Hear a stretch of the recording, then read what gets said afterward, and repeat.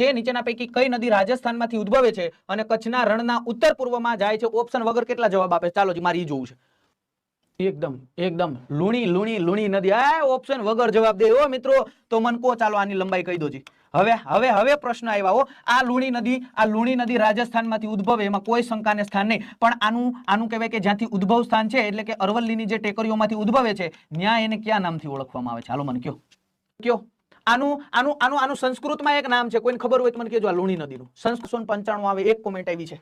કેટલી? એક જ કોમેન્ટ આવી છે 495 ની, જે એકદમ સાચી વાત છે. અહીંયા ખાસ યાદ રાખજો, આનો જ્યારથી ઉદ્ભવ થાય રાજસ્થાનની અંદર અરવલ્લીની ટેકરીના ભાગ સ્વરૂપેથી, તો અહીંયા એને કયા નામથી ઓળખવામાં આવે છે? તો કે એને સાગરમતી તરીકે ઓળખવામાં આવે. શેના તરીકે? સાગરમતી. જો આ નવું આવ્યું. તો સાહેબ લુણી કેમ કીધી? તો કે લુણી નદી, આ સાગરમતી નામની નદી અરવલ્લીની ટેકરીઓમાંથી ઉદ્ભવે અને ત્યાર પછી એ પુષ્કર સરોવરમાંથી પસાર થાય. આ પુષ્કર સરોવરમાંથી પસાર થઈ જાય ને ત્યાર પછી એને લુણી નદી કહેવાય, ત્યાં સુધી નહીં.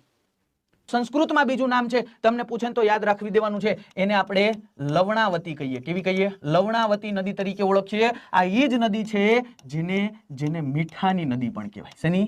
મીઠાની નદી પણ કહેવાય. તો તમને ખાલી લુણી પૂછે તો એ જ નહીં યાદ રાખવાની હો. અહીંયા તો તમારે સાગરમતી કહે તો ઈ, લવણાવતી કહે તો ઈ, અને મીઠાની નદી કહે તો ઈ જ.